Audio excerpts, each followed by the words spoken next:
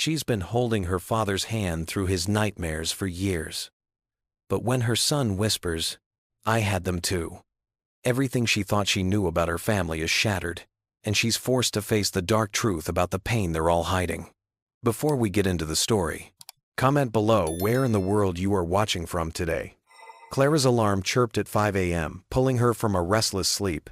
She blinked at the ceiling, taking just a moment to gather her strength before swinging her feet onto the cold hardwood floor. The house was quiet, but she knew better than to expect it would stay that way for long. As if on cue, she heard shuffling from her father's room down the hall. Clara pulled on her robe and made her way toward the sound, her shoulders already tensing. The morning light hadn't yet broken through the windows, but she could make out George's silhouette moving erratically around his room. "Dad?" she called softly, not wanting to startle him. "Everything okay?" George turned, squinting in her direction. His silver hair stuck up at odd angles, and his hands patted various surfaces: the dresser, the nightstand, his pockets. "Can't find my glasses," he muttered. "Need my glasses." Clara spotted them right away, perched on top of his head. With gentle hands, she reached up and brought them down to his face. "Here they are, Dad. Right where you left them." His face reddened slightly. Knew they had to be somewhere. He adjusted them on his nose, but his movements remained agitated, uncertain. "Let's get you dressed for the day," Clara suggested, already moving toward his closet. She needed to keep them on schedule. Ben would be up soon, and her shift at the hospital started at 7. George grumbled, but allowed her to help him select clothes, a comfortable flannel shirt and khaki pants. As she laid them out on the bed, he said, "I can dress myself, Clara. Been doing it for 70 years. "I know, Dad." She smiled, though. Exhaustion pulled at the corners of her mouth. Just trying to help speed things up a bit. She left him to dress and hurried to Ben's room. Her 10-year-old son was still sound asleep, curled up under his superhero blanket. Clara hated to wake him, but there was no choice. "Time to get up, sweetheart," she said, running a hand through his dark hair. Ben stirred, his eyes opening slowly. "Already? 'Fraid so. Big day at school today, remember? You have that science presentation." That seemed to wake him up a bit more. He sat up, rubbing his eyes. "Will you help me practice one more time?" Clara glanced at her watch. They were already running behind. "Let's practice while you eat breakfast, okay?" In the kitchen, Clara moved with practiced efficiency, starting coffee, toasting bread, scrambling eggs. Her hands performed these tasks automatically, while her mind raced ahead to her upcoming shift. Mrs. Rodriguez would need her medication adjusted, and Mr. Thompson was scheduled for discharge. A crash from the bathroom made her jump. "Dad?" she called out, already moving in that direction. "You okay?" "Fine." George's voice came back sharp, defensive. "Just knocked over the thing." The soap thing. Clara found him standing amid scattered toiletries, looking lost in his own bathroom. The soap dispenser lay in pieces at his feet. His shirt was buttoned wrong, and his hands trembled slightly as he tried to right the mess. "Here, let me help," Clara said, bending to pick up the broken pieces. "I said I'm fine," George snapped, then immediately looked ashamed. I can handle it, Clara." She straightened his buttons quietly, pretending not to notice the way he avoided her eyes. "I know you can, Dad. But it's okay to let me help sometimes." Back in the kitchen, Ben sat at the table in his school clothes, poking at his eggs while reading from note cards. Clara served George his breakfast, toast with jam, the way he liked it, and finally poured herself a cup of coffee. The morning rush continued its familiar chaos. Clara packed Ben's lunch while helping him remember the stages of photosynthesis. She made sure George took his medications, all while trying to get herself ready for work. Her scrubs felt like armor as she pulled them on, preparing for another long day of caring for others. The drive to Ben's school was quiet, both of them tired from the early start. As he climbed out of the car, Clara called, "You'll do great on your presentation, honey. I love you." "Love you too, Mom," Ben mumbled, already walking toward his friends. The hospital was busy, as always. Clara threw herself into her work, checking vitals, administering medications, comforting worried family members. Hours blurred together in a parade of needs to be met, problems to be solved. By the time her shift ended, her feet ached and her back screamed for relief. Mrs. Peterson, one of her favorite patients, noticed her fatigue. "You look worn out, dear," she said as Clara checked her IV. "Who takes care of you while you're taking care of everyone else?" Clara managed a smile. "I'm fine. Just a long day." But as she drove home that night, the question echoed in her mind. The house was dark when she arrived, well past 9. Ben would be in bed, hopefully asleep. She expected to find George in his usual spot in front of the TV, but the living room was empty. Then she heard it, the muffled sounds of distress coming from his bedroom. Clara's exhaustion fell away as she hurried down the hall. George was thrashing in his bed, caught in the grip of another nightmare. "No, no, get down," he muttered, his face contorted in anguish. "They're coming. Get down." "Dad," Clara called softly, approaching with careful steps. "Dad, it's okay. You're home. You're safe." George's eyes flew open, wild and unseeing at first. Clara reached for his hand, holding it firmly. "It's just me, Dad. It's Clara. You're home in bed. Everything's okay." Slowly, recognition dawned in his eyes. His breathing steadied, but his hand clutched hers like a lifeline. "Clara?" His voice sounded small, confused, so different from his usual gruff tone. "I'm here." She sat on the edge of his bed, still holding his hand. "Another bad dream?" He nodded, looking away. "They're getting worse again. I see their faces, hear the explosions." His voice cracked, and he fell silent. Clara felt tears prick at her eyes, but she blinked them away. She couldn't break down. Not when they needed her to be strong. Her father's hand trembled in hers, and she could feel the weight of his unspoken trauma, the memories that haunted him night after night. The exhaustion of the day pressed down on her shoulders like a physical thing. Her mind drifted to all the tasks, still waiting. Lunches to pack for tomorrow. Bills to pay. Medications to sort. But for now, she simply sat in the darkness with her father, holding his hand, being the anchor he needed. "Try to get some rest," she whispered, though she knew sleep would be elusive for both of them tonight. Her own bed called to her, but she stayed a few minutes longer, watching as George's breathing evened out, his grip on her hand gradually loosening. When she finally stood, her legs felt heavy, her whole body weighed down by the endless responsibilities. But she straightened her shoulders and took a deep breath. Tomorrow would bring another early morning, another day of caring for others. She had to keep going, had to stay strong, for her father, for Ben, for all the patients who needed her, even if she wasn't sure how much longer she could carry it all. Morning sunlight streamed through the kitchen windows, casting long shadows across the worn linoleum floor. Clara stood at the stove, stirring oatmeal, while keeping one eye on her father. George sat at the small kitchen table, staring blankly at the newspaper in front of him. He hadn't turned a page in 15 minutes. "Dad?" Clara placed a steaming bowl in front of him. "I added honey, just the way you like it." George didn't respond. His weathered hands rested on the table, completely still. His blue eyes, usually sharp despite his age, seemed clouded with memories she couldn't reach. "Dad, please eat something." Clara touched his shoulder gently. "You need your strength." He blinked slowly, as if swimming up from deep water. "What?" "Oh." He looked down at the bowl as if surprised to find it there. "Not hungry. Just a few bites?" Clara pressed, trying to keep the worry from her voice. She watched as he picked up the spoon, then set it down again without taking a bite. Ben wandered into the kitchen, already dressed for school in his favorite red t-shirt. "Morning, Mom." "Morning, Grandpa."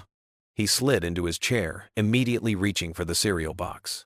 George didn't acknowledge his grandson's presence, something that hadn't gone unnoticed by Clara. Her father's withdrawal had been getting worse over the past few weeks. The moments of confusion were more frequent, the silent spells longer. As she packed Ben's lunch, Clara's mind wandered to the pamphlet she'd seen at the hospital. "Support Services for Veterans and Their Families," it had read. The therapist's number was still stored in her phone, undialed. Every time she thought about making the call, something held her back. I can handle this, she whispered to herself, packing an apple into Ben's lunchbox with more force than necessary. We've managed this long. But had they? The morning routine felt like walking through quicksand, every step a struggle, every moment threatening to pull them under. George hadn't touched his oatmeal, and his vacant stare had returned. Clara's chest tightened with familiar anxiety. She glanced at her phone on the counter. One call could start them on a path to help. The therapist specialized in veterans with PTSD. But making that call felt like admitting defeat, like saying she wasn't enough for her family. "Mom," Ben's voice pulled her from her thoughts. "Can you sign my permission slip? It's for the field trip next week." "Of course, honey." Clara signed the paper, grateful for the normal moment amid the morning's tension. As she scribbled her name, she noticed her hand trembling slightly. George suddenly pushed back from the table, his chair scraping against the floor.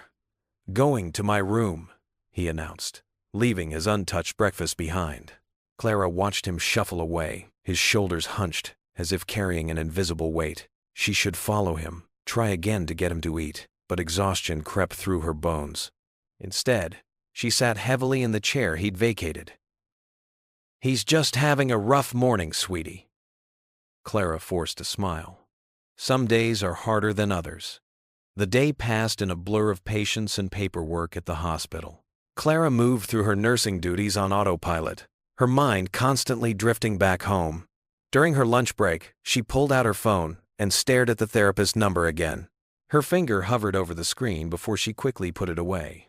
Evening brought its own challenges. George barely touched his dinner, and Clara had to coax him to take his medication.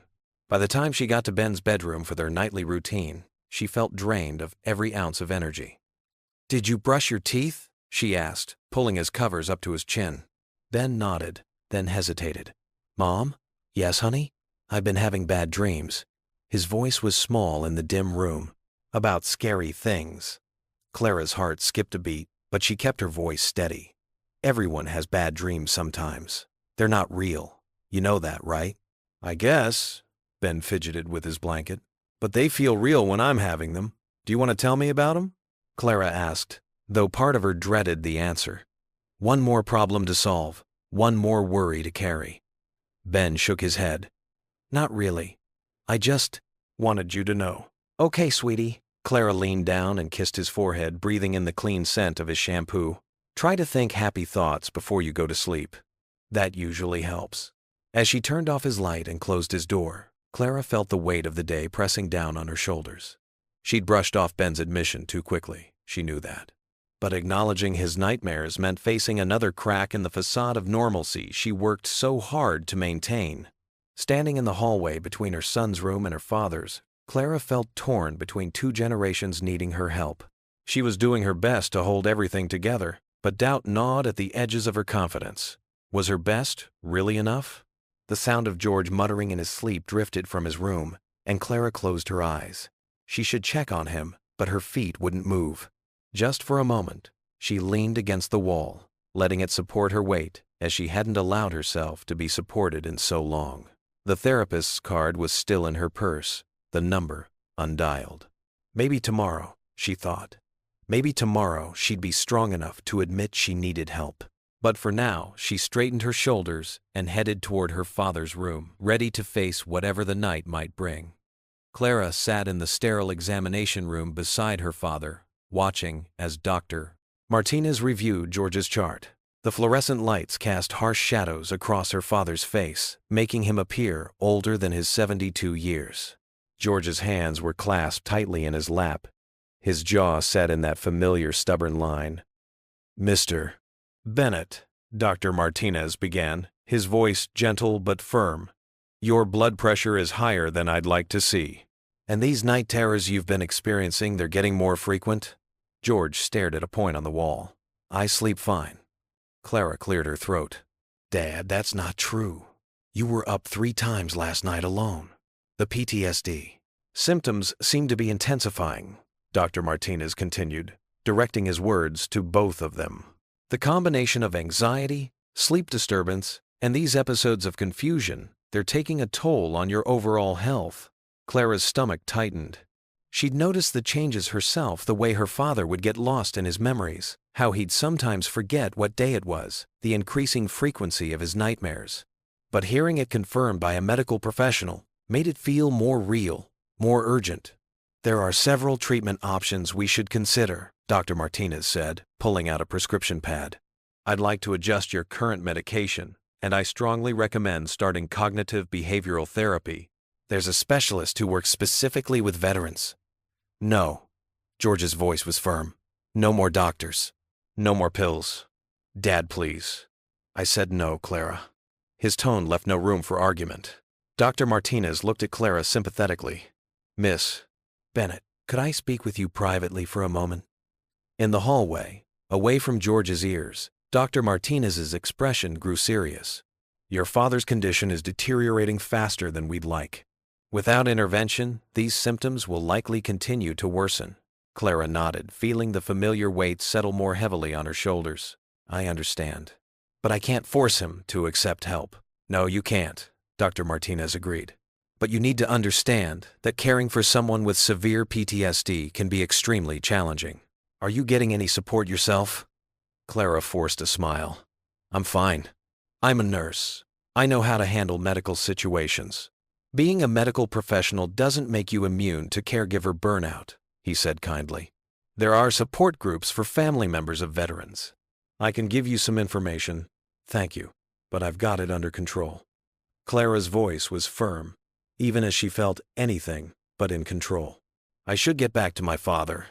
The drive home was silent. George stared out the window, his expression distant. Clara's mind raced with worried thoughts, her knuckles white on the steering wheel. She had to make this work. She had to find a way to help him, even if he wouldn't help himself. At home, Clara waited until Ben was doing his homework upstairs before approaching her father in the living room. George sat in his favorite armchair, pretending to read a book, though she noticed his eyes weren't moving across the pages. "Dad?"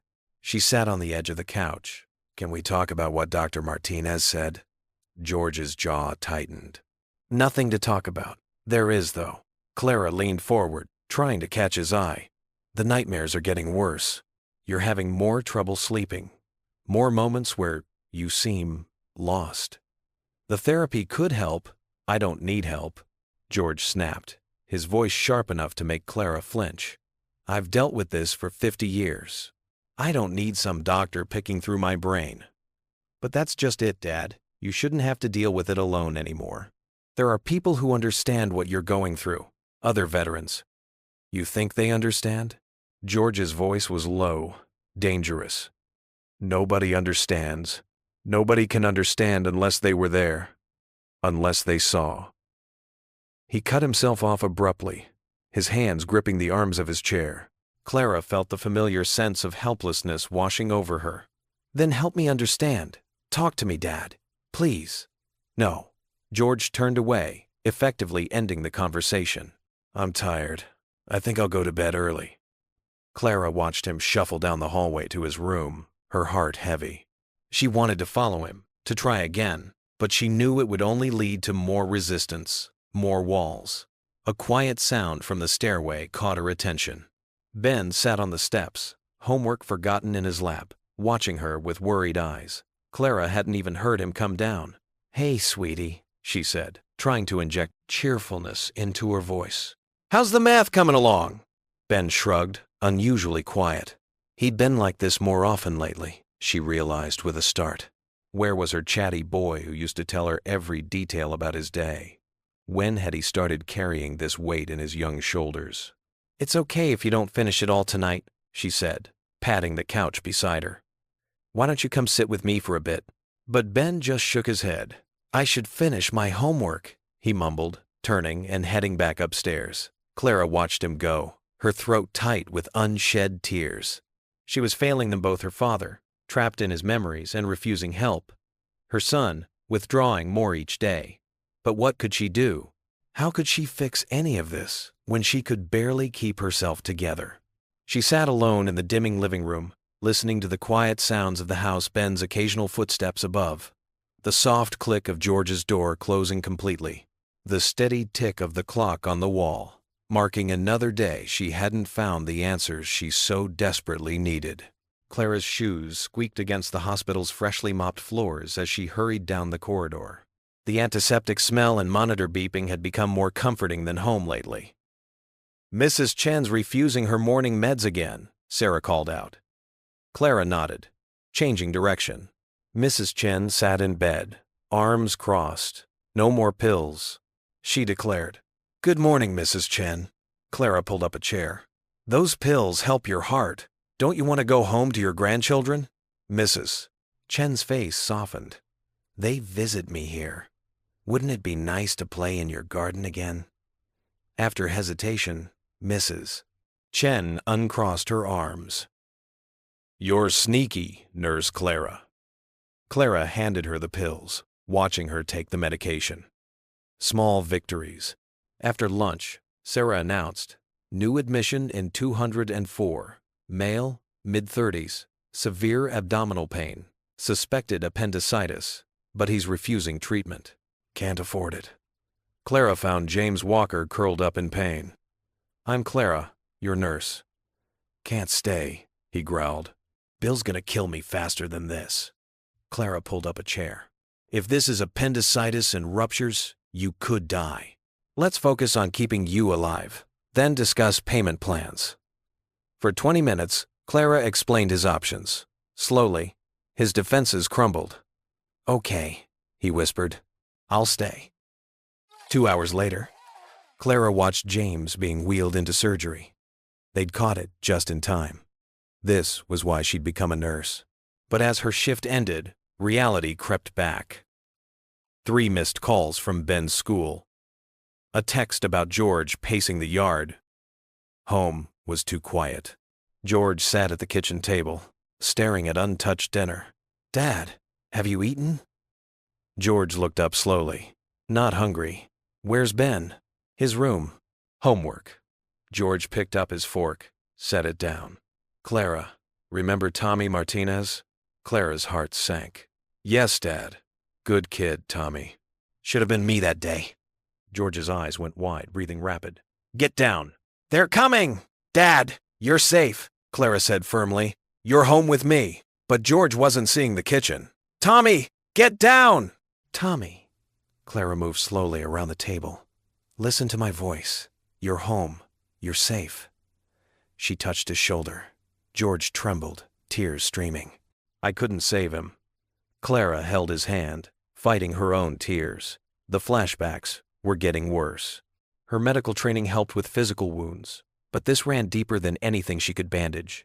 George's breathing gradually steadied, but his eyes remained haunted. Tomorrow, he'd pretend it never happened. Watching her father's shoulders slump with exhaustion, Clara realized they couldn't continue like this. His trauma was crushing them both, and she lacked the tools to help. Chapter 5. The First Nightmare. Chapter 4. A Moment of Peace. Scene 2. The evening sky had already darkened when Clara's old sedan pulled into the driveway. Her shoulders ached from a long day of lifting patients and rushing between hospital rooms. All she wanted was a quiet dinner and maybe a few moments to herself before bed. But as she turned her key in the front door lock, a heart-wrenching scream pierced the silence. "Johnson, get down! They're coming from the trees!" Clara's exhaustion vanished instantly. She burst through the door, her nurse's instincts taking over as she rushed toward her father's bedroom. The hallway light cast long shadows on the walls, and there, frozen in the doorway, stood Ben in his Superman pajamas, his small frame rigid with fear. "Sweetie, go to your room," Clara said, trying to keep her voice steady as she gently guided him away from the door. "But Grandpa," Ben's voice quivered, "I'll take care of him." "Please, honey, go to your room." George's cries grew more desperate. "Don't leave them behind. We can't leave them behind." Clara hurried into her father's bedroom. George thrashed in his bed, tangled in sweat-soaked sheets. His face contorted in anguish as he fought invisible enemies in his mind. These episodes had become more frequent lately, but tonight seemed different, more intense. "Dad," Clara called out softly, keeping her distance. She'd learned the hard way not to get too close during these episodes. "Dad, you're safe. You're home. They're in the trees. Watch out." George's arms flailed, defending against unseen threats. Clara inched closer, her heart breaking at the sight of her strong father reduced to this state of terror. "Dad, it's Clara.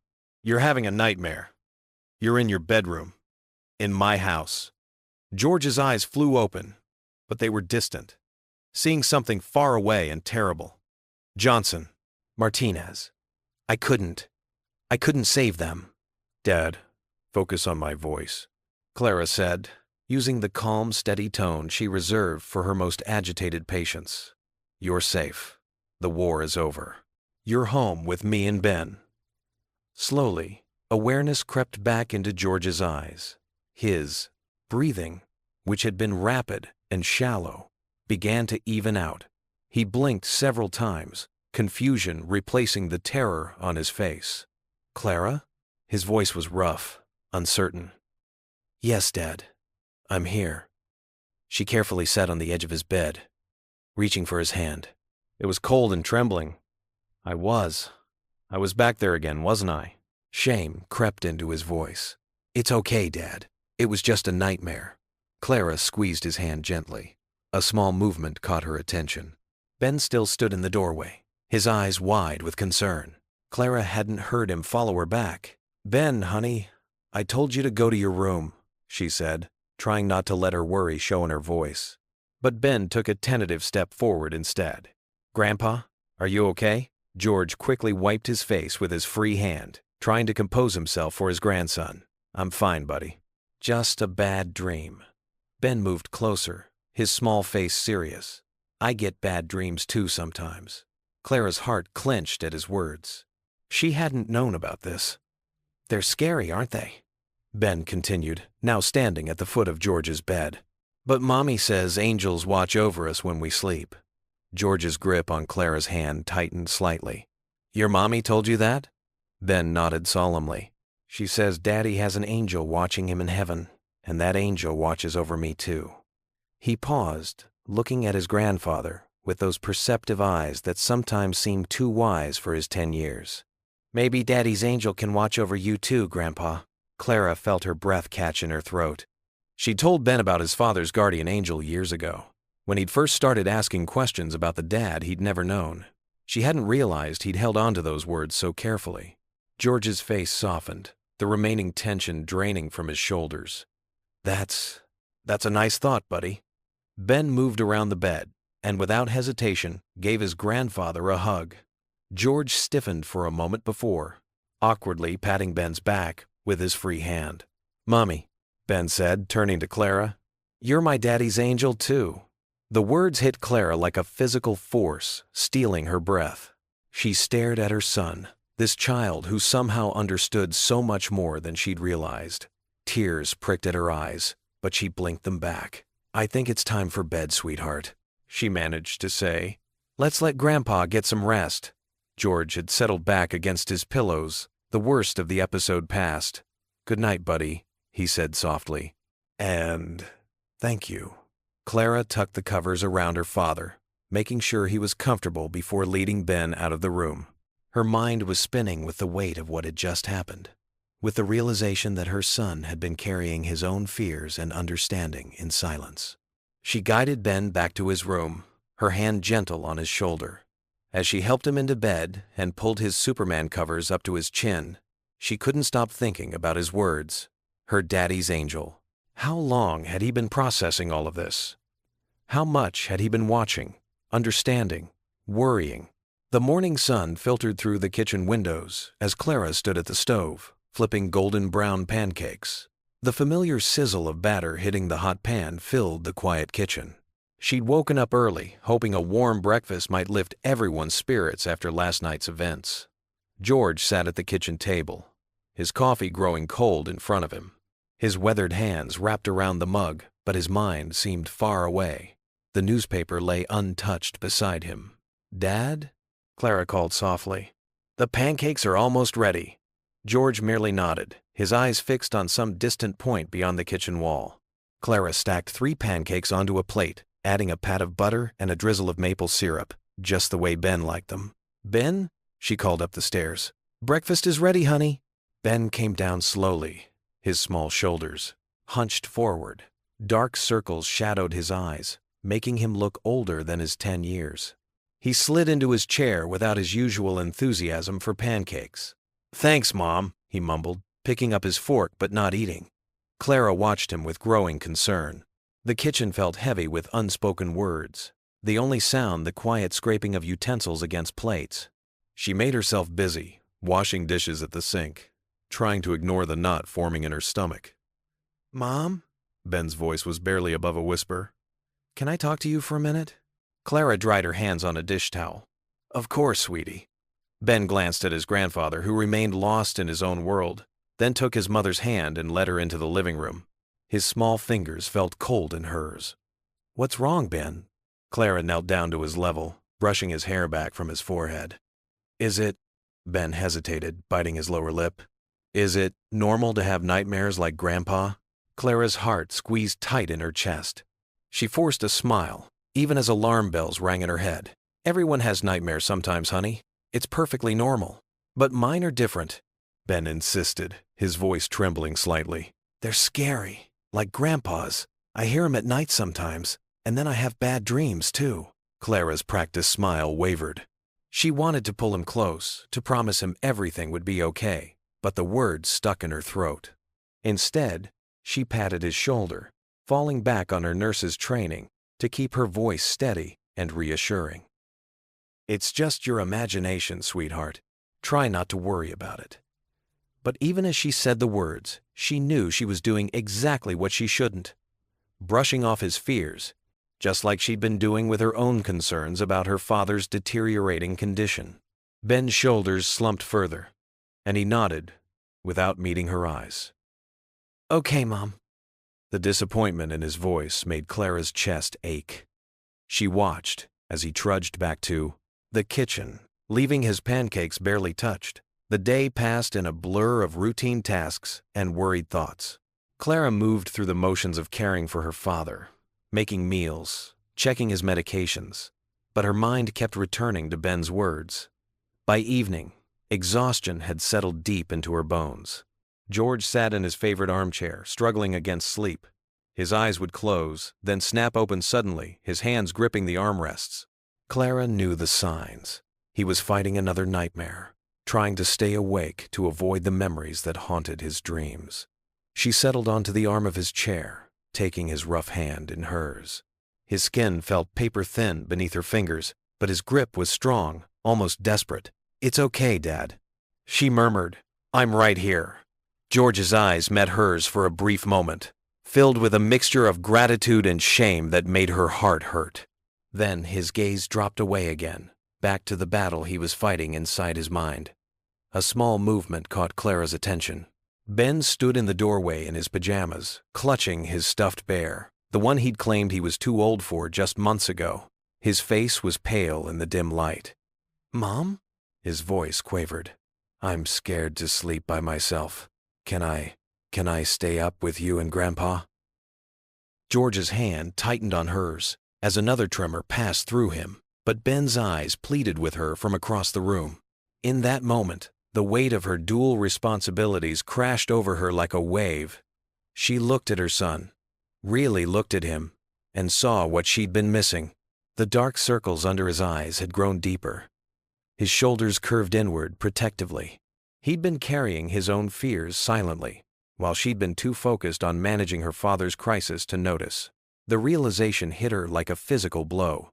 She'd been so consumed with being George's caretaker that she'd failed to be the mother Ben needed. She'd dismissed his nightmares, ignored his growing anxiety, all while telling herself she was managing everything just fine. But she wasn't fine. None of them were. George's hand trembled in hers, and Ben still stood in the doorway, waiting for her response.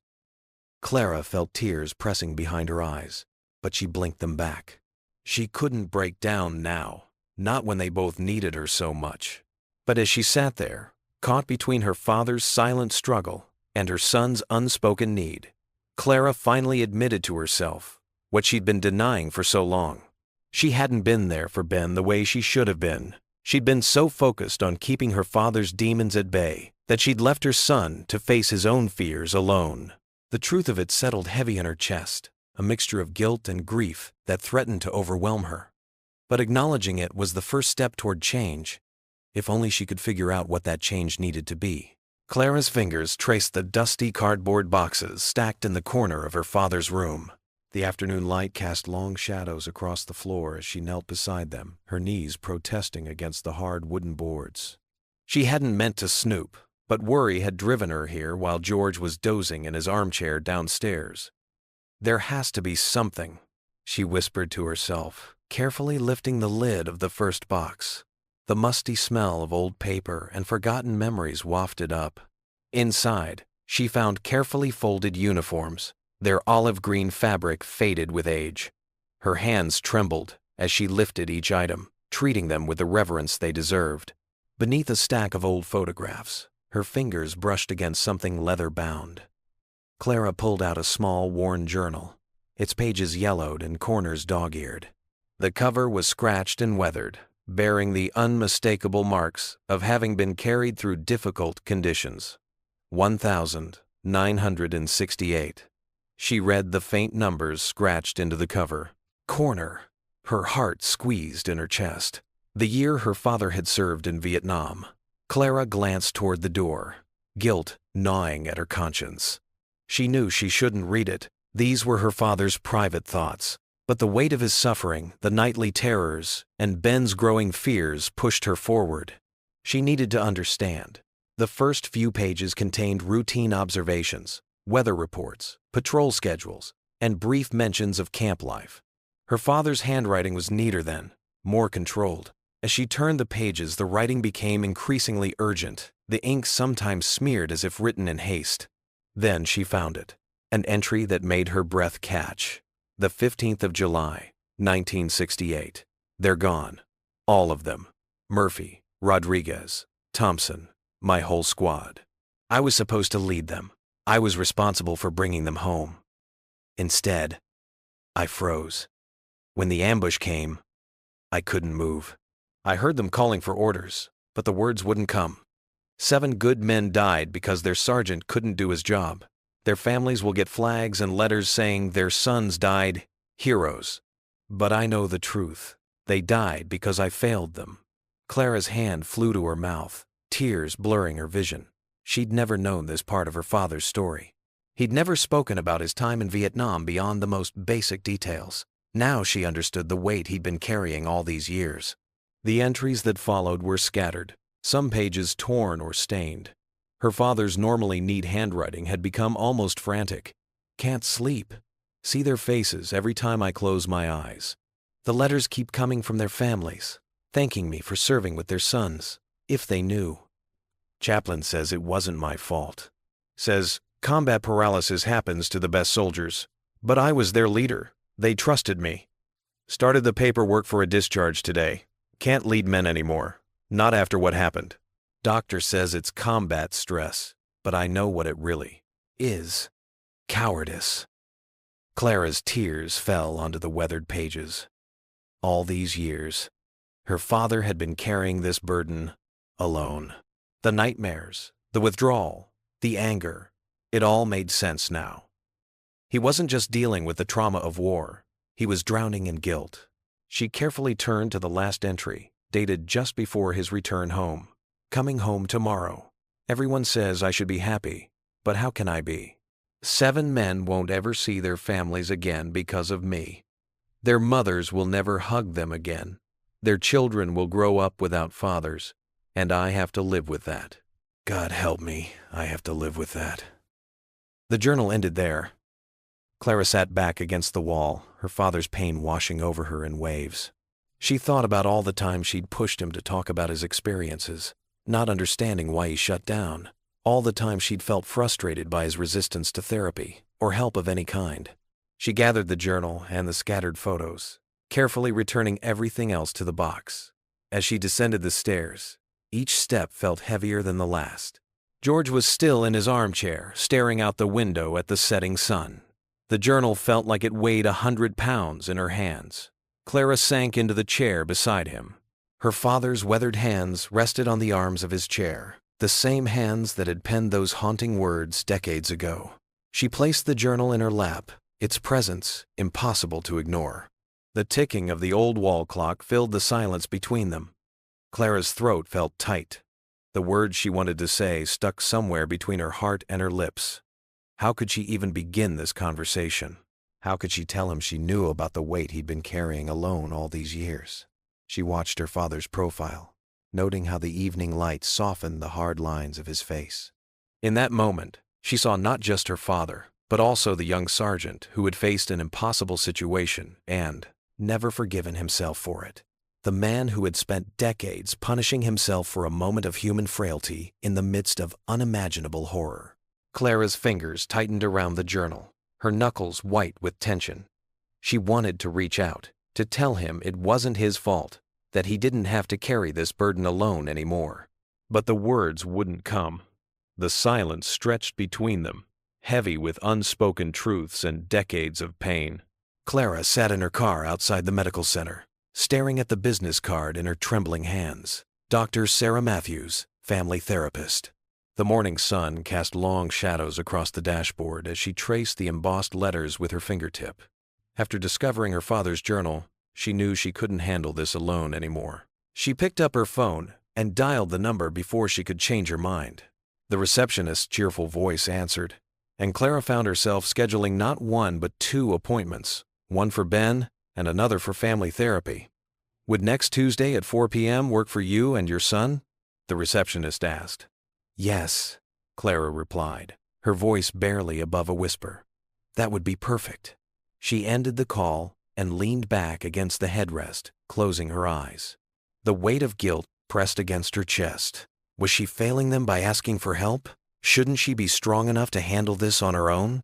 The hospital parking lot was already filling up as she made her way inside for her shift. The familiar antiseptic smell and fluorescent lights greeted her as she walked through the automatic doors. She changed into her scrubs mechanically, her mind still dwelling on the therapy appointments. "Clara!" Sarah, another nurse, burst into the break room. "We need you in ICU 3. Mr. Peterson's stats are dropping rapidly."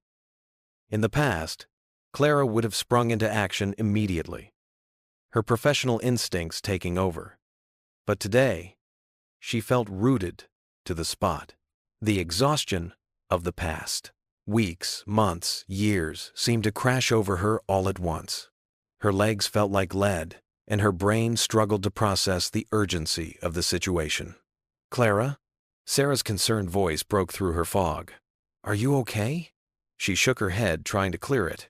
"I'm coming," she managed, pushing herself up from the chair. But even as she followed Sarah to ICU 3, she felt like she was moving through molasses. The familiar routines that usually came naturally now required conscious effort. Throughout her shift, the feeling of being underwater persisted.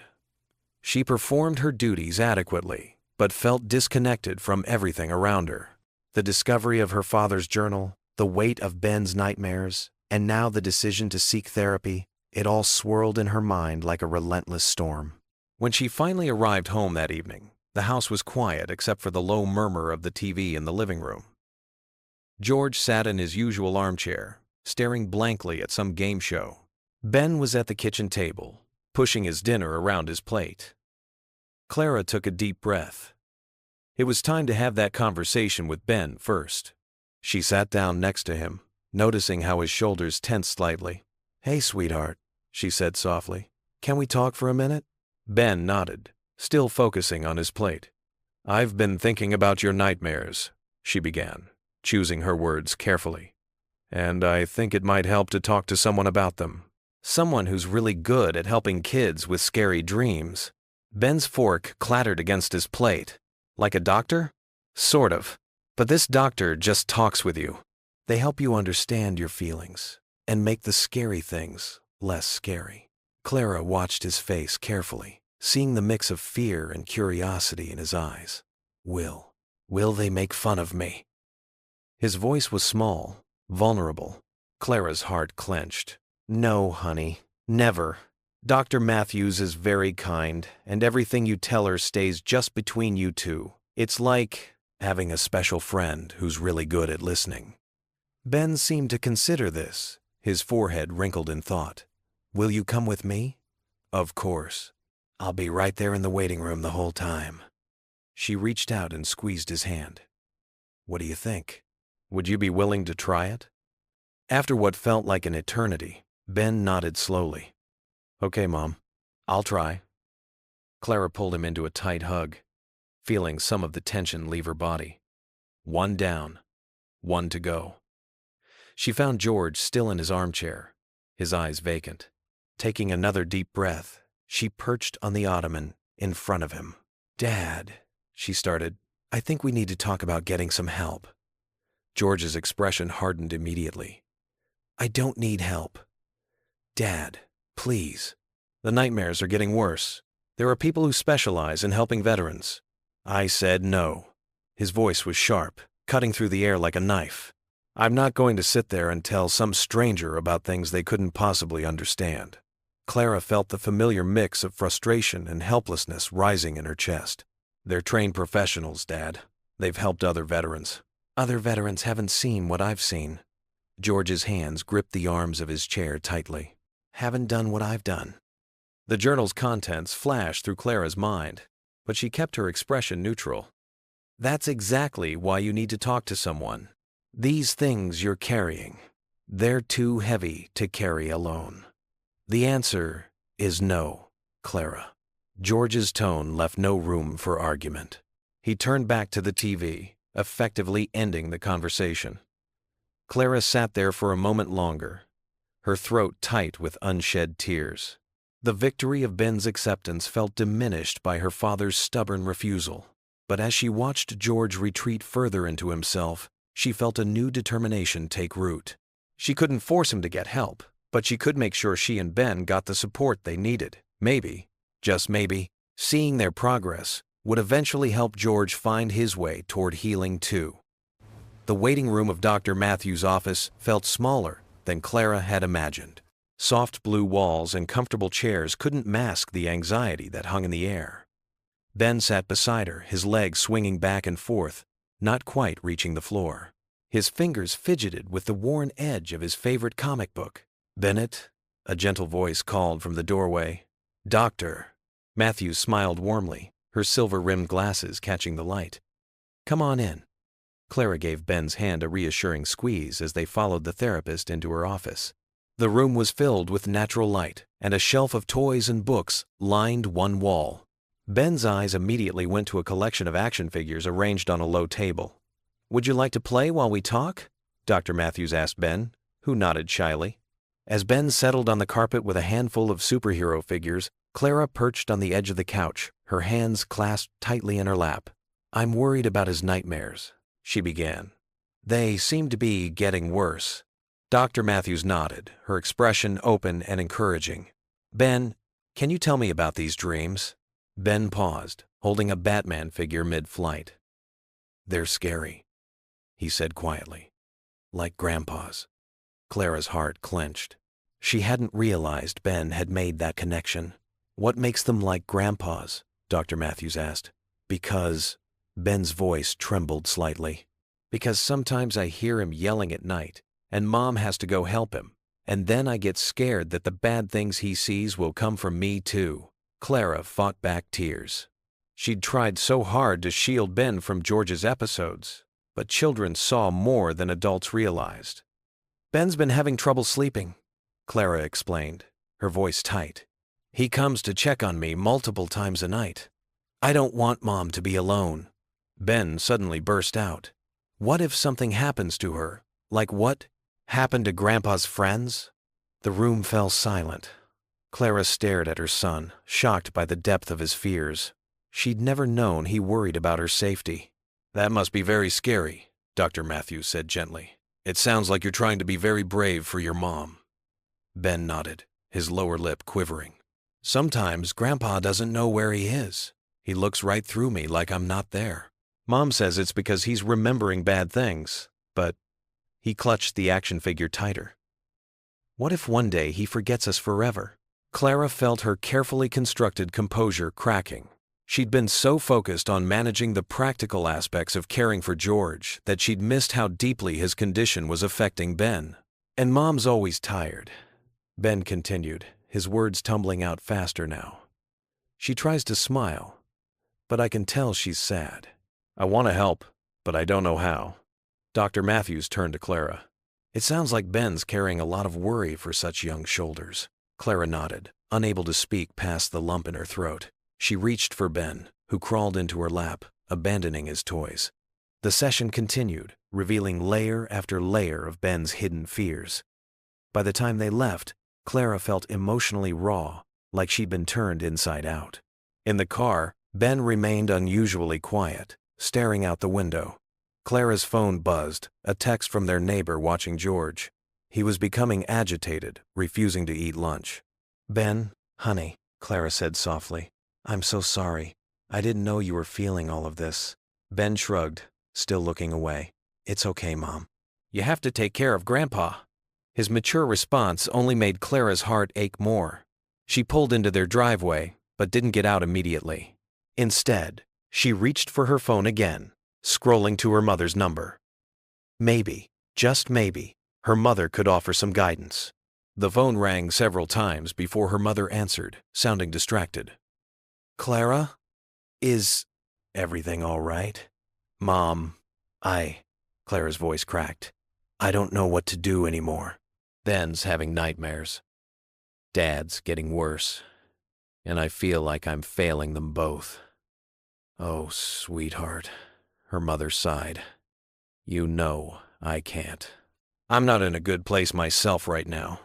Maybe you should look into some kind of care facility for your father." Clara's hope deflated. Of course. Her mother had her own struggles, her own battles with depression that had kept her at arm's length for years. "Thanks anyway, Mom. I'll figure something out." Clara ended the call, feeling more alone than ever. Inside the house, they found George pacing the living room, his eyes distant and confused. Their neighbor, Mrs. Peterson, hovered anxiously nearby. "Dad?" Clara called out softly. "It's Clara and Ben. We're home now." George turned sharply, his expression vacant. "The coordinates are wrong," he muttered. "We need to move out before dark." Ben pressed closer to Clara's side, and she felt his small hand slip into hers. The weight of their morning revelations, her mother's inability to help, and George's current state crashed over her like a wave. For a moment, she couldn't breathe, couldn't think past the overwhelming pressure of it all. Mrs. Peterson touched her arm gently. "He's been like this for about an hour. I tried to get him to sit down, but—" Clara nodded mechanically, thanking their neighbor as she left. She guided Ben toward the kitchen, away from George's agitated pacing. But even as she tried to focus on making Ben a sandwich, she could hear her father's footsteps, his confused mumbling, the sound of her son's quiet sniffles. The morning's therapy session had stripped away her last defenses, leaving her raw and exposed.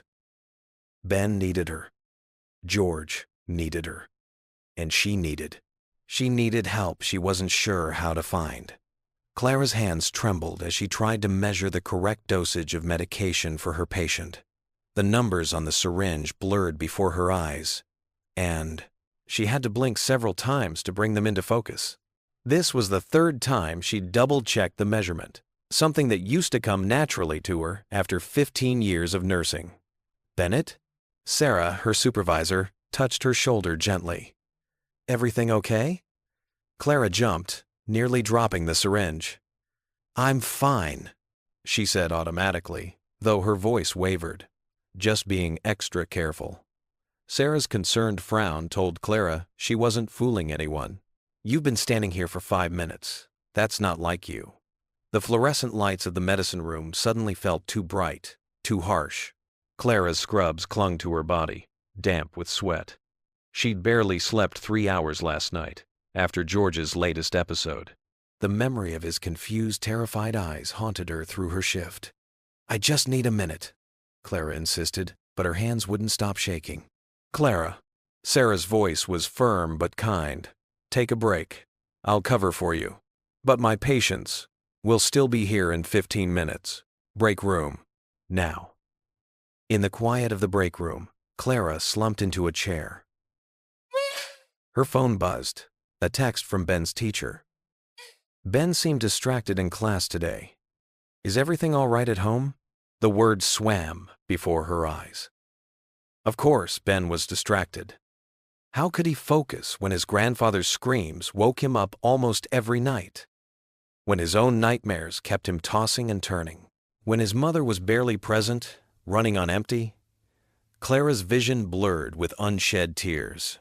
She'd already made 2 medication errors this week, caught by her colleagues before they reached any patients, thankfully. But she knew she was slipping. The Clara Bennett who'd graduated top of her class, who'd earned Nurse of the Year 3 times, would never make such basic mistakes. The shift dragged on endlessly.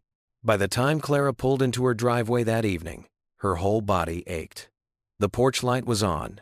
She'd forgotten to turn it off again.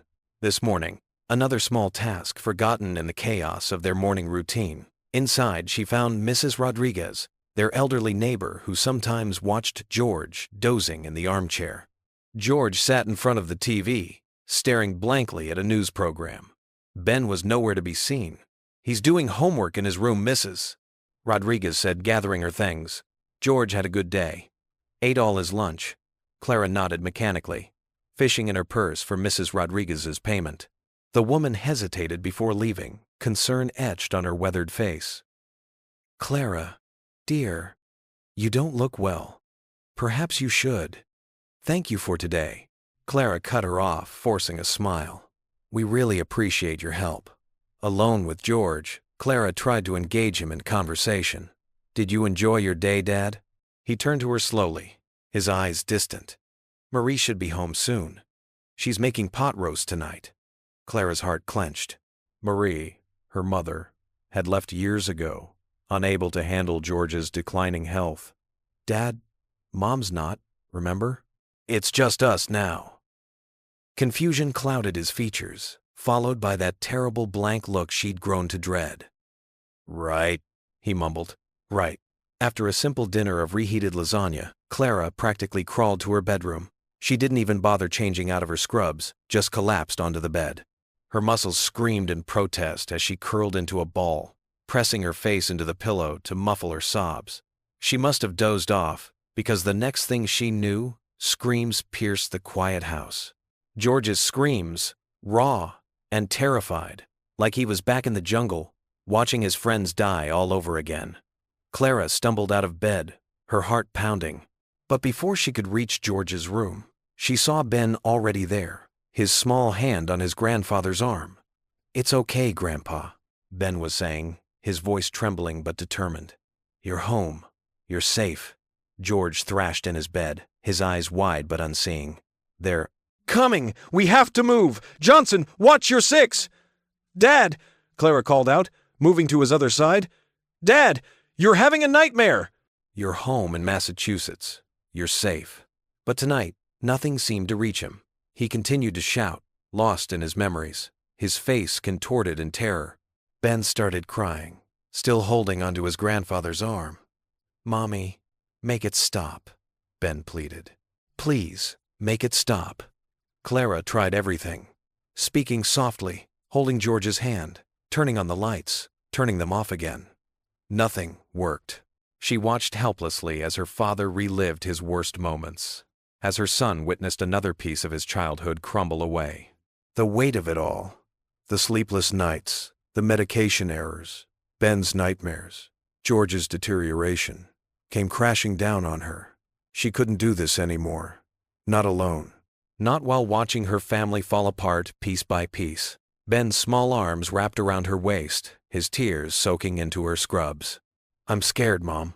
Clara held him close, her own tears falling freely now. The truth she'd been avoiding for months finally broke through her carefully constructed walls. She needed help. Real help, not just the occasional babysitting from Mrs. Rodriguez. She couldn't keep pretending she could handle everything on her own. The admission felt like both a defeat and a relief. Her pride had kept her going this long, but at what cost? Her father was getting worse. Her son was traumatized. and she was making dangerous mistakes at work. Something had to give. As George's shouts finally subsided into whimpers, Clara made a decision. Tomorrow, she would call the VA hospital about their PTSD program. She would look into family therapy for Ben. She would talk to Sarah about reducing her hours.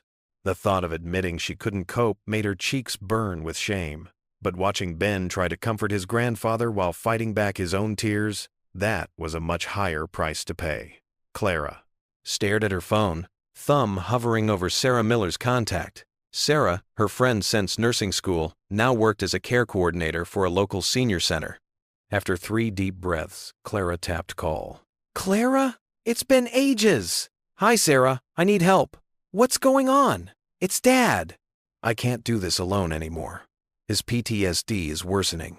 And Ben," Clara's voice broke, "I've been wondering when you'd call. What do you need?" "Someone to help with Dad. A few hours daily. Someone who understands veterans. I know just the person. Janet's worked with veterans for 20 years. "I'll set up a meeting." Relief flooded Clara. "Thank you." Clara checked her watch, just enough time for Ben's emergency therapy appointment with Dr. Martinez. In the waiting room, Ben sat quietly, fidgeting with his jacket zipper. The boy, who once chattered about dinosaurs, now barely whispered. "Ben Bennett?" "Doctor." Martinez appeared, smiling warmly. Inside, Ben settled into the oversized armchair, feet barely touching ground. "Can you tell me about your dreams?" Dr. Martinez asked gently. Ben glanced at Clara. "They're about Grandpa. He's scared, and I can't help him." Clara's heart clenched. "How does that make you feel?" "Scared too. Sometimes I think the bad things might come for me, and Mom will have to care for both of us." Clara reached for his hand, but Ben pulled away. "I try being brave because Mom has enough worry. But when Grandpa screams at night, I hide under my blanket. That must be very hard. I miss how Grandpa used to be. He told stories about fishing and tree houses. Now he just stares out windows." Clara scheduled 3 more appointments. That evening, Clara found George by the living room window, streetlights highlighting his weathered face. "Dad, we need to talk." She placed his Vietnam journal on the table. "I found this." George's hands gripped his chair. "That's private." "I know. But we can't continue like this. Your nightmares aren't just affecting you, they're affecting Ben too." Surprise flickered across George's face. "He's having nightmares, Dad." "He's scared whatever haunts you might come for him." Clara's voice broke. "We need to deal with this together. You don't understand what it was like. Then help me understand. Please, let me help carry this burden." After long silence, George reached for the journal with trembling hands. Tommy Martinez, just 19. Always talked about his mama's tamales. His fingers traced the worn cover. "We were on patrol when..." He swallowed hard. Clara took his hand. This time, he didn't pull away. "I couldn't save him," George whispered, tears finally coming. "I tried, but it wasn't your fault, Dad." George spoke haltingly about Tommy. The ambush. Decades of guilt. Clara held his hand tightly. When he fell silent, exhausted, Clara squeezed again. "This is just the beginning. I've found a caregiver who specializes in veterans." George started protesting, but Clara continued.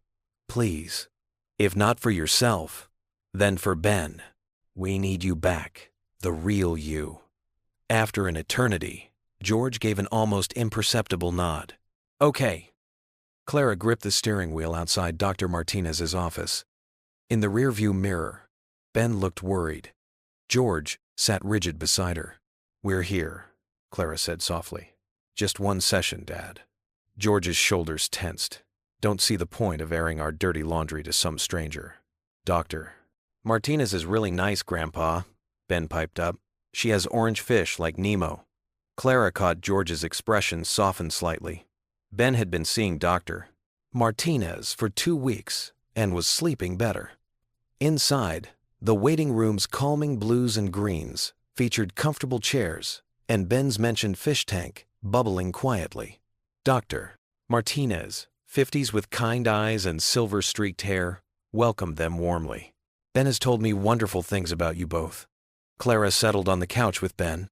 George took the armchair nearest the door, keeping the plate. Exit in view, an old military habit. Let's start simply, Dr. Martinez suggested. Share one thing on your mind lately. Ben straightened. Can I go first? I've been thinking about nightmares, mine and Grandpa's. When I hear him at night, I get scared because he sounds so sad. Clara's heart clenched. She hadn't realized Ben was so aware. George gripped the armrests.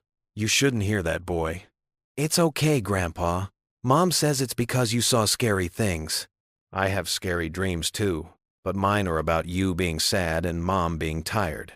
Clara squeezed Ben's hand, tears pricking her eyes. George, what's on your mind? Doctor, Martinez asked. He stared at his hands. Just wish I wasn't such a burden. Dad, you're not. Clara started. What makes you feel like a burden? Doctor. Martinez interrupted gently. Long silence. Finally, his voice rough. Can't get through a night without waking everyone. Can't help Clara with Ben properly. But you help with my math homework, Ben interjected. And tell stories about model planes. Those are grandfather things. Surprise flickered across George's face. Clara, what's on your mind? Clara breathed deeply. I'm tired. Not just physically tired of pretending I can handle everything alone. I love you both, but sometimes I feel like I'm drowning.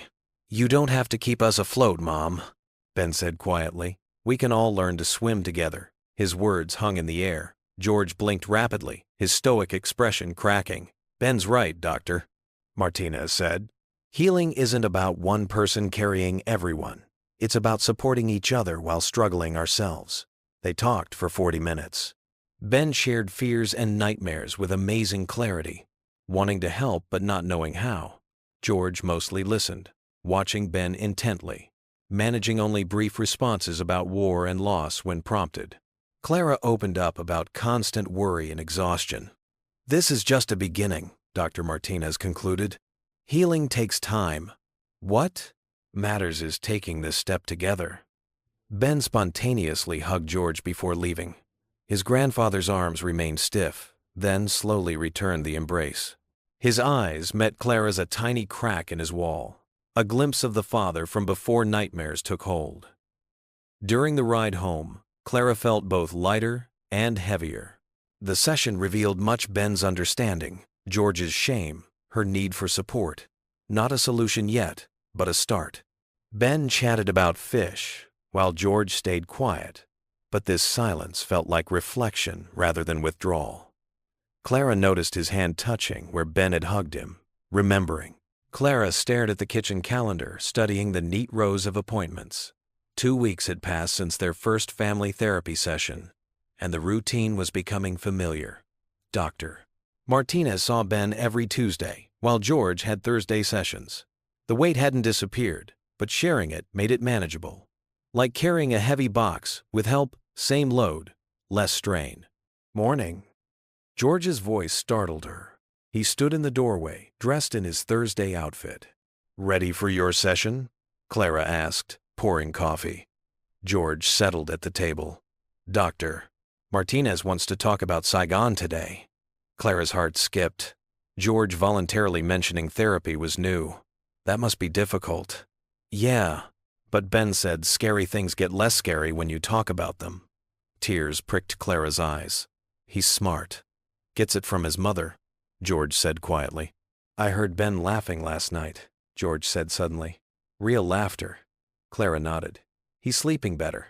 The nightmares are less frequent. Because of therapy? And because he feels safer now that we're all getting help. George's expression tightened, then relaxed. Never thought I'd need a head doctor. Clara squeezed his hand. We all need help sometimes. Later, Clara picked up Ben from school. He chatted animatedly, his voice lighter than in months. I told Jimmy about my nightmares. Ben bounced in his seat. He said he gets scared sometimes, too. That was brave, Clara said. Doctor. Martinez says being brave means doing something even when you're scared. They pulled into the driveway. George sat on the front porch, something he hadn't done in years.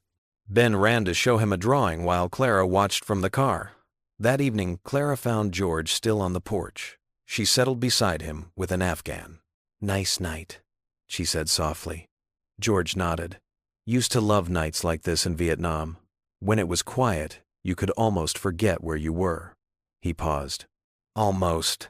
There was this young soldier, Joey Martinez, just a kid, always talking about his mama's cooking. George's voice, barely whispered. One night, during patrol, I was supposed to watch his six, but I got distracted, just for a second. His hand shook. 1 second was all it took. Dad, Clara whispered, all these years, I've carried that moment. Every time I close my eyes, I see Joey's face. If I'd just been paying attention.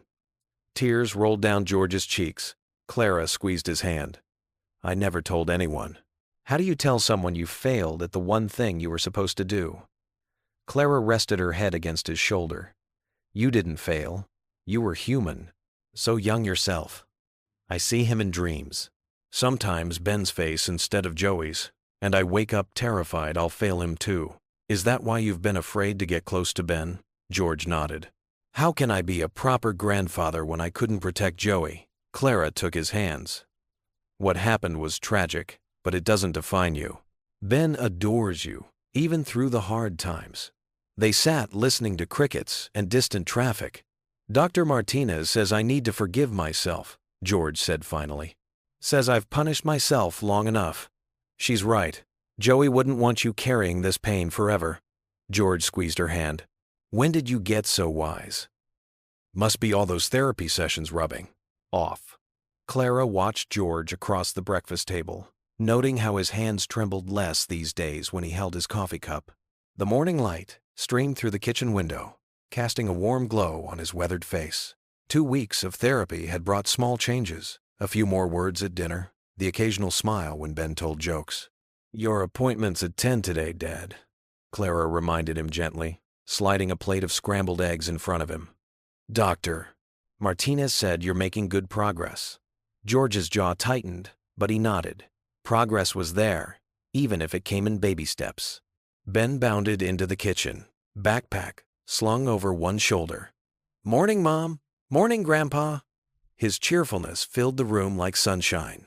Someone's in a good mood, Clara said, ruffling his hair as she passed him his breakfast.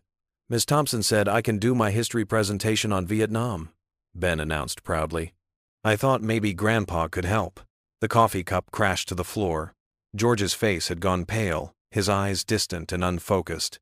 Clara recognized the signs immediately. The rapid breathing, the rigid posture.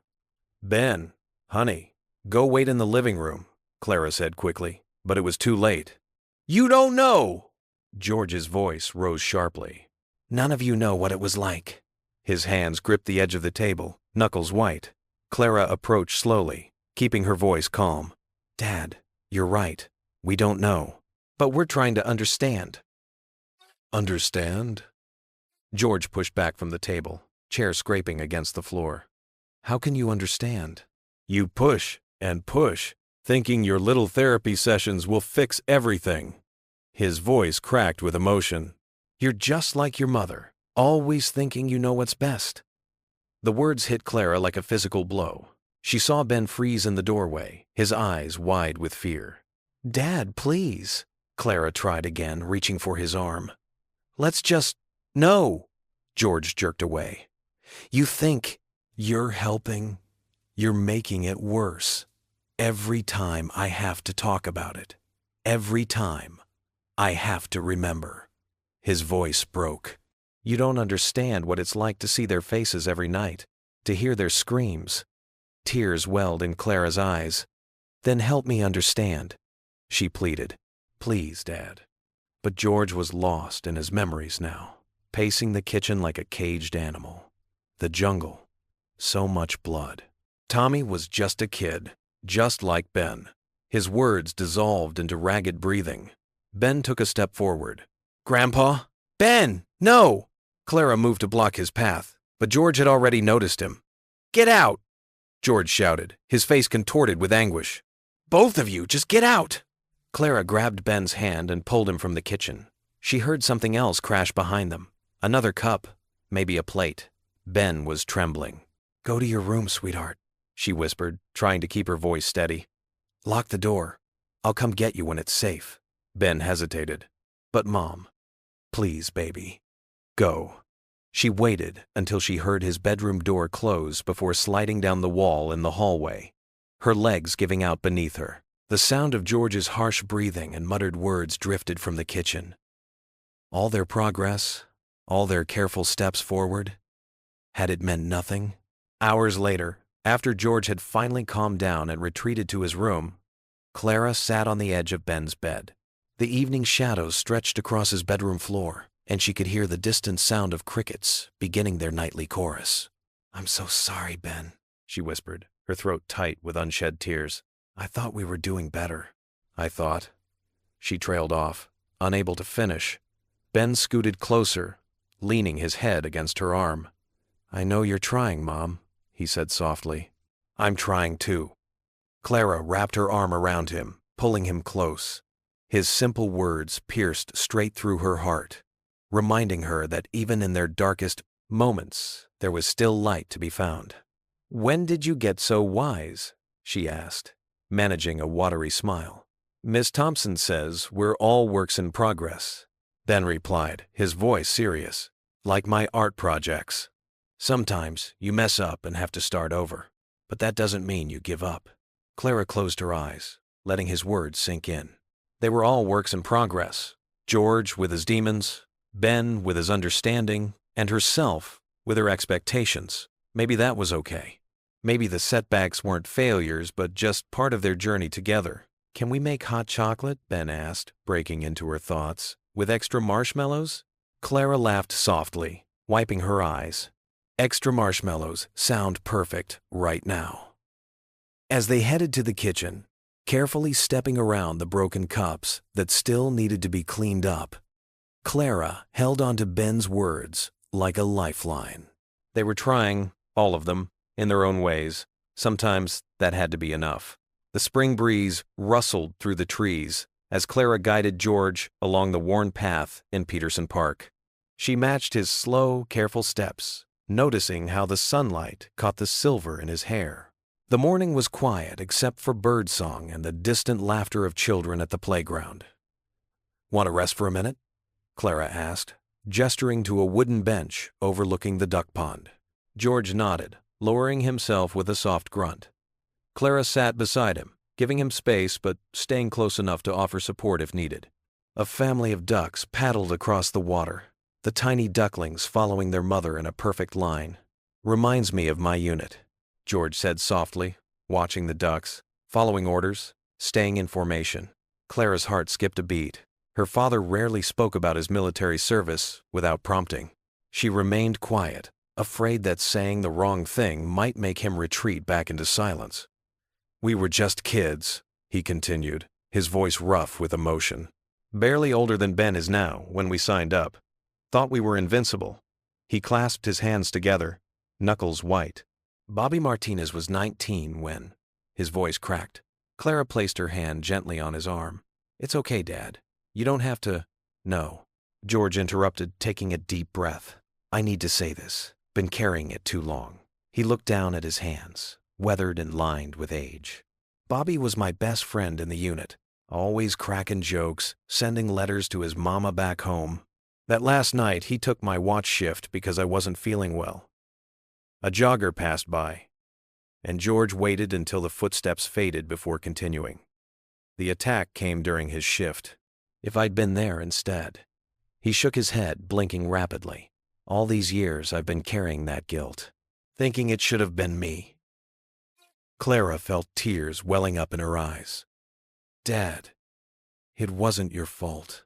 You couldn't have known." "In my head, I know that," George said. "But my heart—" He pressed a hand to his chest. "The nightmares, they're always the same. I hear the explosions, the screaming. I see Bobby's face, so young, so scared, and I can't save him. I can never save him." A duck quacked loudly, making them both jump. George managed a weak smile, patting Clara's hand. "Sorry, I've been such a burden, sweetheart. You and Ben, you deserve better than a broken old soldier." "Don't say that," Clara said firmly. "You're not broken, Dad. You're healing." "And we're healing together." She squeezed his hand. Ben loves you so much. He's so proud of his grandpa, the veteran who served his country. George's eyes misted over. That boy. He reminds me of Bobby sometimes. Same kind heart. He straightened his shoulders. Maybe that's why it's been so hard. Seeing Ben, knowing Bobby never got to grow up, have kids of his own. They sat in comfortable silence for a while, watching the ducks swim lazy circles in the pond. A cool breeze carried the scent of blooming flowers, and Clara felt something shift between them, like a heavy curtain being drawn back to let in light. I'm ready to really try now, George said suddenly.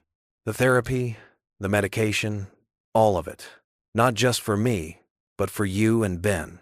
He turned to look at Clara, his eyes clear and determined. Bobby would have wanted me to live, wouldn't he? Really live, not just survive. Clara nodded, unable to speak past the lump in her throat. She wrapped her arms around her father, feeling his tears dampen her shoulder. They held each other as the morning sun warmed their faces, sharing a moment of healing that had been decades in the making.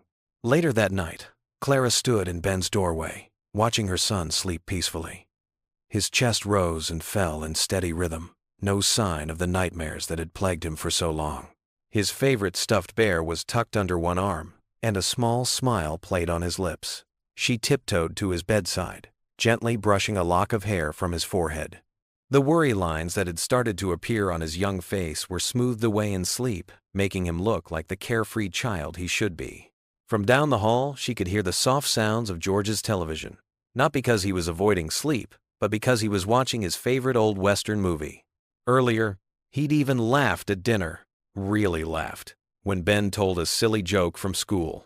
Clara sank into the rocking chair beside Ben's bed, feeling the day's emotions wash over her. The morning's conversation in the park had unlocked something in George, some tightly sealed door that had kept his pain locked away for decades. Now that it was open, healing could finally begin. She closed her eyes, listening to Ben's steady breathing and the distant murmur of the television. For the first time in years, their home felt peaceful, like a place where hearts could mend and nightmares could fade. There would still be hard days ahead, she knew, but they would face them together, stronger for having faced their fears and spoken their truths. The moonlight filtered through Ben's window, casting soft shadows on the wall. Clara felt her own tension melting away, replaced by a quiet hope that had been missing for so long. They were going to be okay, all of them. One day at a time, one moment of honesty at a time, they would find their way back to joy. The emergency room buzzed with its usual chaos, but today felt different. Clara's hands trembled slightly as she checked the vitals of Mr. Rodriguez, a grandfather of 4 who had suffered a severe heart attack. His condition was critical, and she knew he needed constant monitoring. Nurse Bennett, doctor. Thompson called from across the room. We need you in Trauma 3. Clara glanced at her watch. It was only 2 in the afternoon, and her shift wasn't supposed to end until 8. Her phone vibrated in her pocket, another text from the caregiver she'd hired for George. He was having one of his difficult days. I'll be right there, she replied, but her heart wasn't in it. Images of George and Ben floated through her mind, making it hard to focus. In Trauma 3, a young woman lay unconscious, her vital signs unstable. Clara moved automatically, setting up IV lines and assisting Dr. Thompson, but her thoughts kept drifting home. The caregiver's text had mentioned George was refusing to eat lunch and becoming increasingly agitated. Clara? Dr. Thompson's voice cut through her distraction. Are you with us? She nodded, forcing herself to concentrate. But as she reached for a fresh bag of saline, her hands shook again. The weight of her divided attention pressed down on her shoulders like a heavy blanket. I'm sorry, she whispered, stepping back from the bed. I can't. I need to. Dr. Thompson studied her face for a moment, understanding dawning in his eyes. He'd known Clara for years, knew about her situation at home. Go, he said quietly. Martinez can cover for you. Family comes first. Tears pricked at Clara's eyes. But Mr. Rodriguez, we've got it covered, he assured her. You're no good to anyone if you're stretched too thin. Clara nodded gratefully, her throat tight with emotion. She quickly changed out of her scrubs in the locker room, her movements rushed but purposeful. As she gathered her things, she caught her reflection in the small mirror on her locker door. Dark circles shadowed her eyes, but there was something else there too: determination. The drive home felt both endless and too quick. Clara's mind raced with worry about leaving work early, but her heart pulled her toward home with an undeniable force. She turned onto her street, noticing how the afternoon sun cast long shadows across the pavement. As she pulled into her driveway, something made her pause. The sound of laughter, Ben's bright, childish giggle, drifted from the backyard. Clara's breath caught in her throat. It had been so long since she'd heard that sound. She walked around the side of the house, her nursing shoes crunching quietly on the gravel path. The sight that greeted her made her stop in her tracks. In the small vegetable garden they'd started last summer, George was kneeling beside a row of tomato plants, his weathered hands showing Ben how to stake the growing vines. The caregiver sat nearby in a lawn chair, watching with a gentle smile. "No, Grandpa, like this," Ben was saying, carefully wrapping a piece of twine around one of the stakes. His small fingers worked with surprising confidence. George nodded approvingly. "That's right, buddy. Just like I showed you." Clara watched, transfixed, as her father, the same man who had been lost in his traumatic memories just that morning, patiently guided Ben's hands through the gardening task. There was no trace of the confusion or agitation the caregiver had texted about. Instead, George's face held a peace she hadn't seen in years. Ben looked up then, spotting her. "Mom, you're home early." He jumped up, brushing dirt from his knees. "Look what Grandpa's teaching me. We're helping the tomatoes grow tall." George turned at Ben's exclamation, and Clara saw something shift in his expression, a softening around his eyes, a slight lift at the corners of his mouth. It wasn't quite a smile, but it was close. "The boy's got a natural green thumb," George said, his voice gruff but warm. "Takes after his grandmother." Clara's heart swelled at the mention of her mother. George rarely spoke of her these days. She walked closer, taking in the neat row of staked plants, the fresh soil under their fingernails, the shared concentration on their faces. "This is wonderful," she said, "meaning so much more than just the garden work. You two make quite a team." Ben beamed with pride. "Grandpa says we might get tomatoes by August if we take good care of them. Can we make your special sauce when they're ready?" "Of course we can," Clara replied, watching as George slowly got to his feet, his movements stiff but purposeful. The caregiver moved to help him, but George waved her off gently, managing on his own. "Sarah here's been a big help," George said, nodding toward the caregiver. "She suggested the gardening might be good for my mind." He cleared his throat, looking down at his dirt-covered hands. Clara turned to Sarah with grateful eyes. The caregiver smiled back, understanding passing between them. Sometimes healing came in unexpected ways, through tiny tomato plants and dirty hands and shared moments in the afternoon sun. Ben tugged at Clara's sleeve. "Can we water them now?"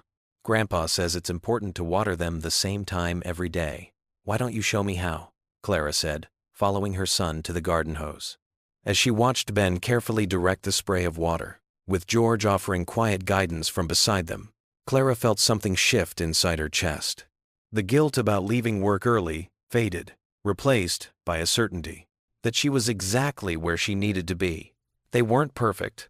George would still have his bad days, Ben would still need time to process his feelings, and Clara would still struggle to balance it all. But here, in this moment, with the sun warming their shoulders and the promise of homegrown tomatoes ahead, they were healing.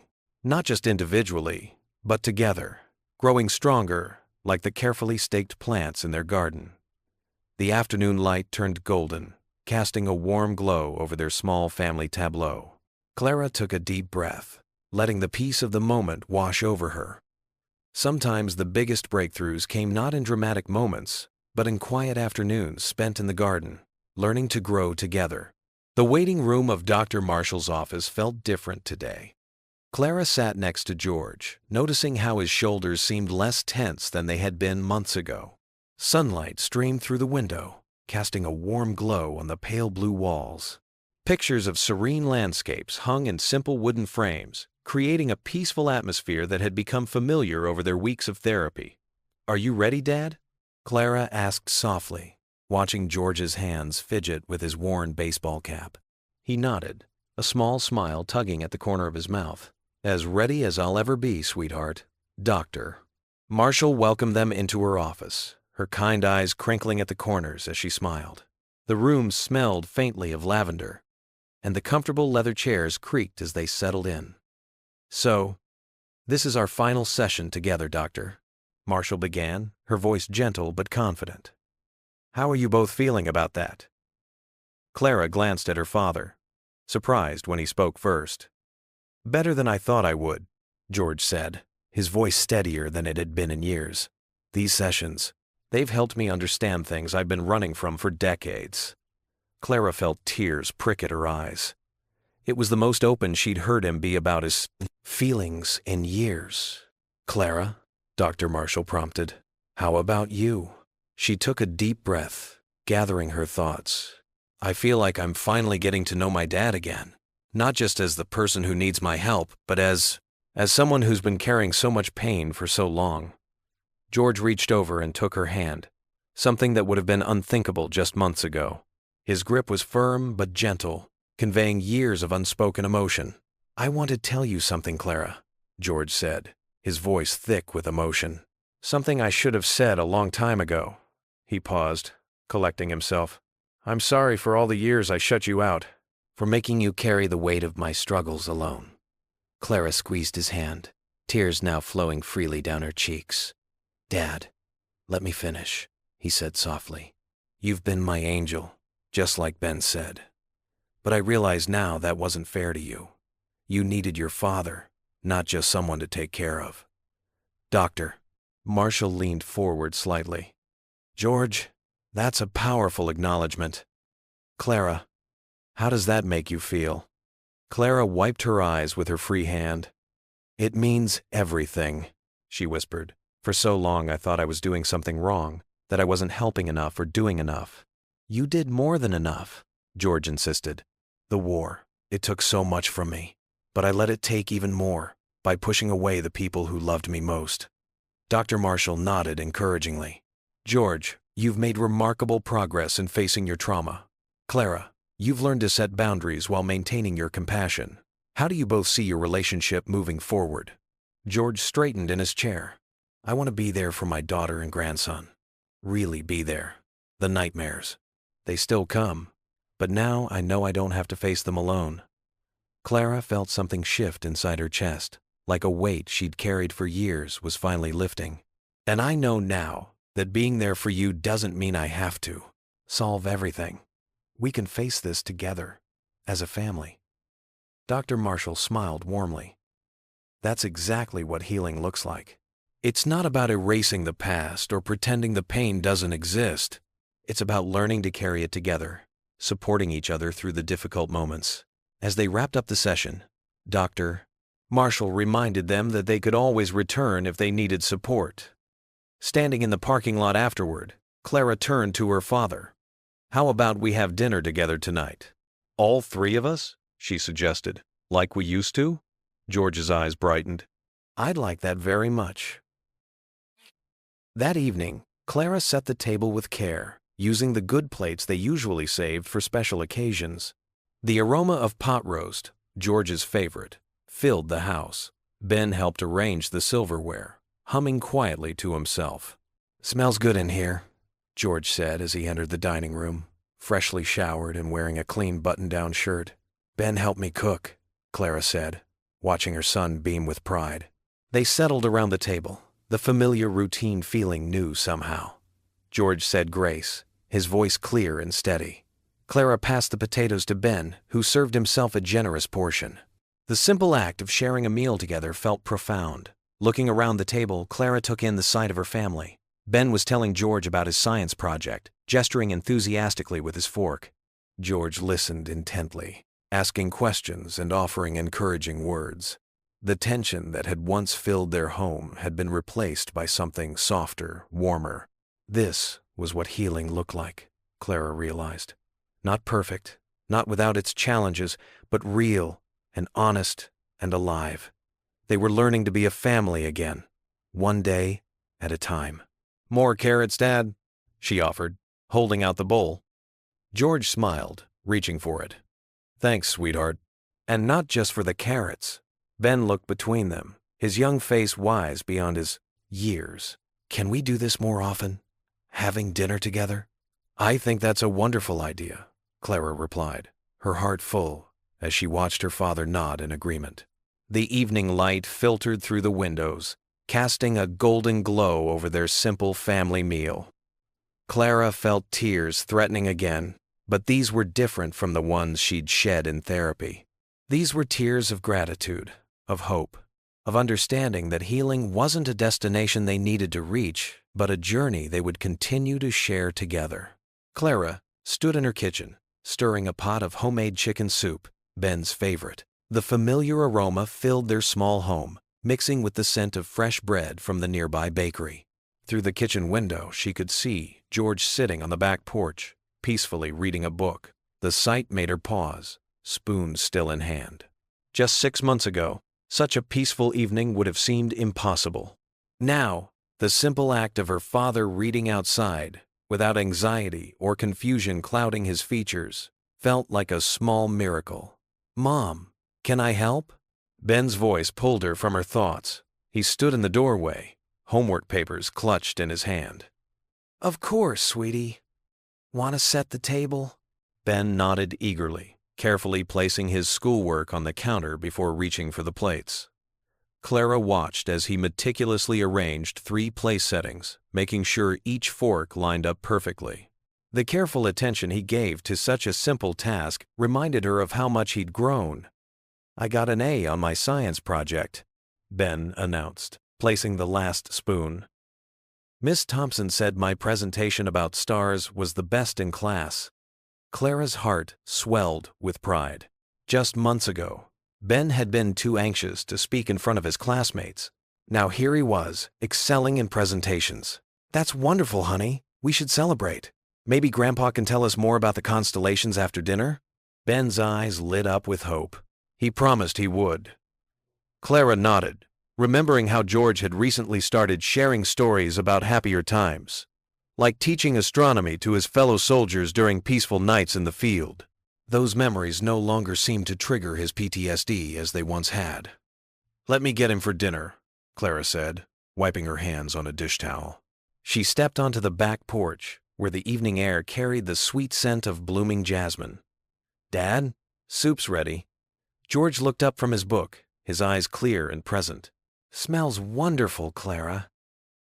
He marked his page carefully and stood, his movements steady. "Ben helping you?" "He set the table perfectly," Clara replied, offering her arm out of habit, though George rarely needed the support anymore. They gathered around the kitchen table, steam rising from 3 bowls of soup. Ben chatted excitedly about his science project, while George listened intently, asking thoughtful questions. Clara found herself taking small bites, savoring not just the food, but the moment. "Remember when you taught me about Orion's belt, Grandpa?" Ben asked between spoonfuls. "Can we look at the stars tonight?" George's face brightened. "Weather's perfect for it. We might even see Mars." Clara watched their exchange, remembering countless nights when George had been lost in his own dark memories, unable to connect with his grandson. Now, their shared interest in astronomy had become a bridge between them, helping both heal in unexpected ways. After dinner, they moved to the living room. Ben curled up next to Clara on the couch, while George settled into his favorite armchair. The evening news played softly in the background, but none of them really watched it. Instead, they shared stories about their day, Ben's triumph at school, George's progress with his new medication, Clara's successful handling of a difficult case at work. "I had my first full week without nightmares," Ben announced suddenly, his voice quiet but proud. Clara pulled him closer, kissing the top of his head. She caught George's eye across the room, seeing her own emotions reflected there: pride, relief, and lingering hints of guilt for the trauma they'd all endured. "That's wonderful, sport," George said, his voice gruff with emotion. You're stronger than I was at your age. We're all strong, Clara interjected gently. And we're stronger together. The words hung in the air, simple but profound. Clara thought about all the times she'd tried to carry their burdens alone, thinking it was her responsibility to fix everything. Now she understood that healing happened when they supported each other, when they weren't afraid to lean on one another. As the evening grew later, Ben started yawning. "Time for bed, sweetheart," Clara said, standing up. "We can look at the stars tomorrow night. Promise?" Ben asked, looking between his mother and grandfather. "Promise," they answered in unison, causing all three to laugh. George stood and gave Ben a warm hug. "Sleep well, grandson. I'm proud of you." Clara led Ben upstairs to his room, helping him into his pajamas and watching as he went through his bedtime routine. The nightlight in the corner cast a soft glow, but Ben no longer needed it to feel safe. He climbed into bed, snuggling under his favorite blue comforter. As Clara sat on the edge of his bed, Ben looked up at her with eyes wise beyond his years. "Mom, we're going to be okay." Clara felt tears well up in her eyes as she smiled back at her son, knowing that, finally, they were. What would you do if you were in their place? Comment your answer below, and let's see how you'd rewrite the ending. If you enjoyed the story of George Bennett, I handpicked the next story that you will enjoy. Please don't miss this one. Click here to watch it.